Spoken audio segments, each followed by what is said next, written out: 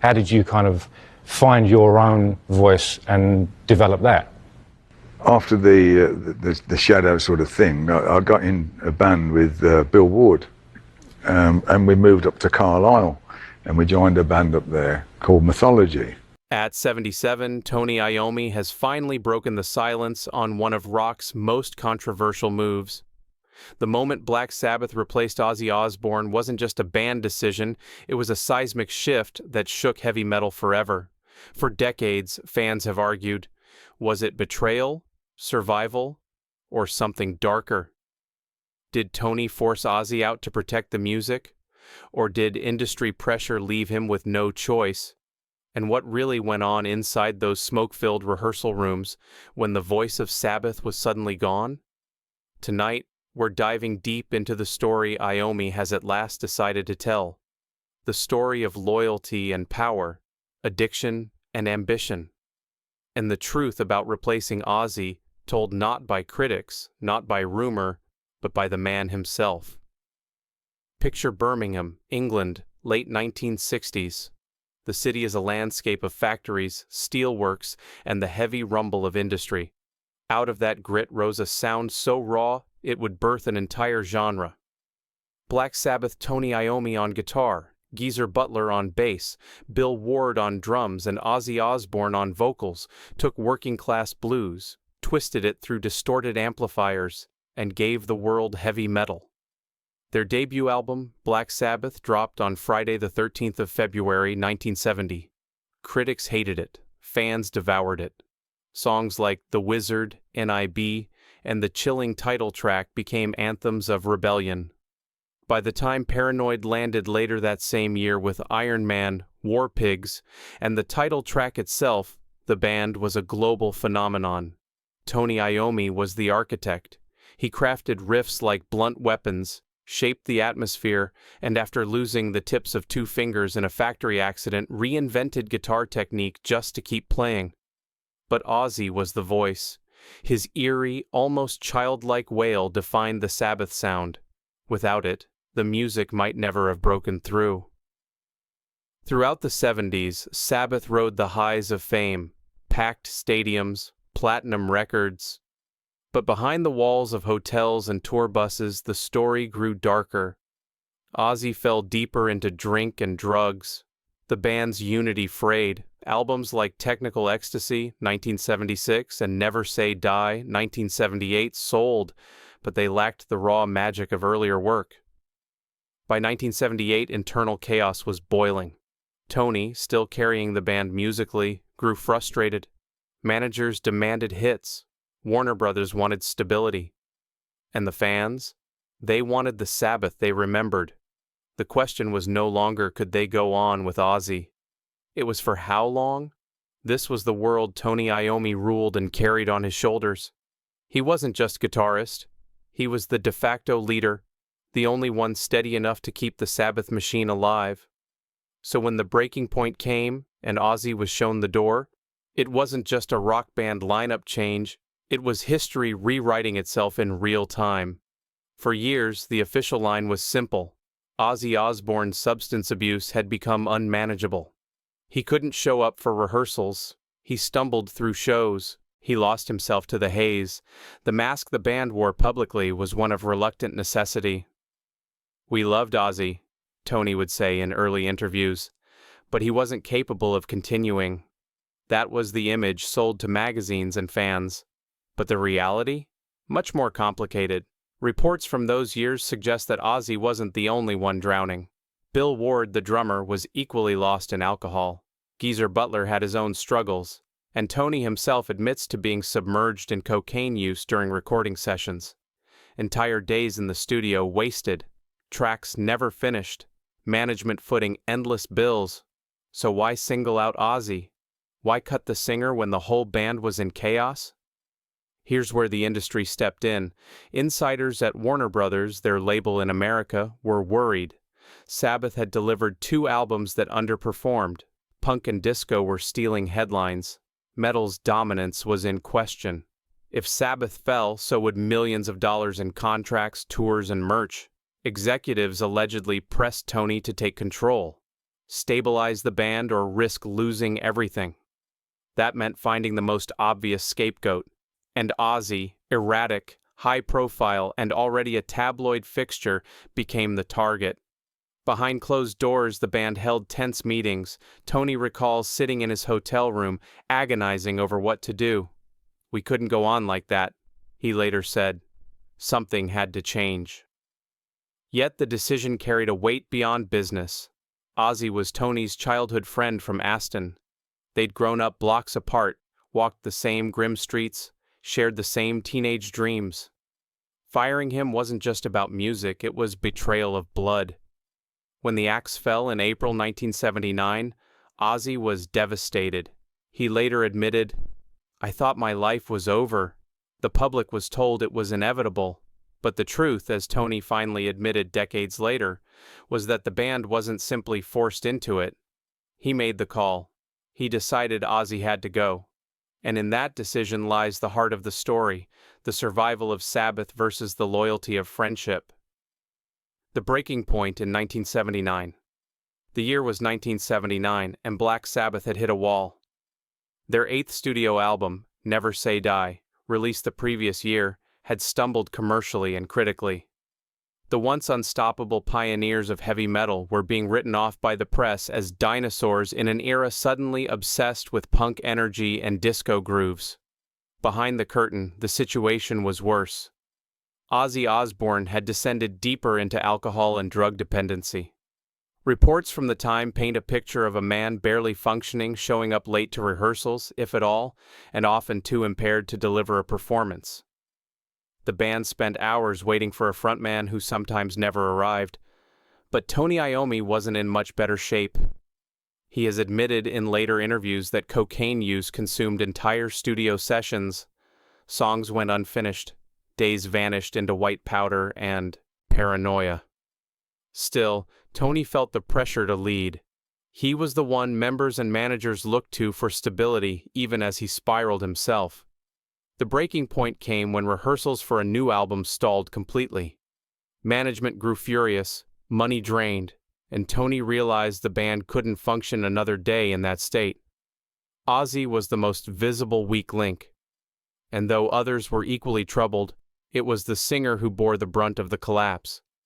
What this actually shows is that history doesn't always change with one dramatic explosion. It often unravels in slow-motion decay until someone finally snaps. The last shows with Ozzy. The Never Say Die World Tour became the swan song for the original Sabbath lineup. The shows drew massive crowds, but the cracks were impossible to hide. On some nights, Ozzy's voice faltered so badly that fans whispered he might not last another set. On others, he seemed strangely absent, physically present but emotionally vacant, a ghost wandering through the songs that once defined him. Promoters complained about missed commitments. Crew members worried about whether the band would even make it to the stage. And yet, when the opening notes of War Pigs or Children of the Grave thundered through arenas, audiences erupted as if nothing had changed. The power of the riff still overrode the dysfunction, at least for 90 minutes at a time. The conflict was cruelly clear. Sabbath was still capable of electrifying performances, but the day-to-day chaos was unsustainable. Tony later admitted that every concert felt like gambling. Would Ozzy hold it together? Would the band even finish the set? The impact of those final shows lingered long after. Fans began to suspect the unthinkable. Was Sabbath about to collapse entirely? What this actually shows is that nostalgia alone can't keep a band alive. Even legends need discipline, and without it, the stage lights eventually dim. Ronnie James Dio replacing Ozzy Osbourne seemed impossible. His nasal, haunting vocals were the very definition of Sabbath's sound. But Tony Iommi knew they needed a new spark, not a replica. Enter Ronnie James Dio, fresh from his stint in Rainbow. Dio brought something radically different. Where Ozzy's voice was eerie and street-level, Dio's was operatic, soaring with mythic grandeur. He introduced a lyrical shift too less about street grit and paranoia, more about dragons, gods, and cosmic battles. At first, fans resisted. In early club shows, some heckled Dio, demanding Ozzy's return before the band had played a single note. But the proof came in 1980 with Heaven and Hell. From the thunderous title track to the elegance of Children of the Sea, it was clear. Sabbath was reborn. The album sold over 1 million copies in the US alone and earned glowing reviews from critics who had written them off only 2 years earlier. The impact was enormous. Sabbath wasn't just surviving without Ozzy, they were thriving, forging a new era. For Tony, it was vindication. He had taken the risk of firing his childhood friend, and the gamble paid off. What this actually shows is that sometimes the scariest decisions are the only way to move forward. Reinvention is survival. Ozzy's solo revenge. If Tony thought replacing Ozzy would fade him into obscurity, the opposite happened. Freed from Sabbath, Ozzy launched a solo career that would become just as iconic. His debut album, Blizzard of Oz, 1980, shocked everyone. With young guitar virtuoso Randy Rhoads at his side, Ozzy found a new voice, wild, melodic, and unforgettable. Songs like Crazy Train and Mr. Crowley weren't just hits. They became eternal anthems of rock radio, instantly embedding themselves into the DNA of heavy metal. Critics who had dismissed him as finished suddenly hailed him as reborn. For Tony, this was bittersweet. He had fought to salvage Sabbath, but now the man he'd fired was outselling them in some markets. The rivalry was unspoken but undeniable. Fans debated endlessly. Sabbath or solo Ozzy, who was the real torchbearer of heavy metal? The impact was twofold. Sabbath, despite their rebirth with Dio, were no longer the sole kings of metal. Ozzy had created a parallel empire. The split had doubled the genre's power, but fractured its unity.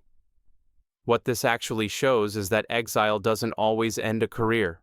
Sometimes it ignites it. The 1997 reunion. Decades passed and the wounds slowly began to heal. By the mid-90s, both Sabbath and Ozzy were legends in their own right. Fans clamored for the impossible. A reunion. In 1997 it finally happened, with Sabbath headlining Ozfest.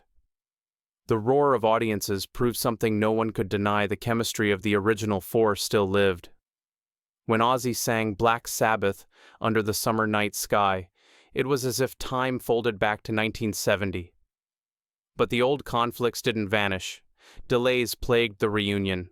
Health issues, legal disputes, and financial squabbles constantly threatened to derail the fragile peace. Yet the shows went on, and the band reclaimed their throne. The impact was massive. Not only did the reunion tours generate millions, but they also cemented Sabbath's place as more than a band; they were an institution.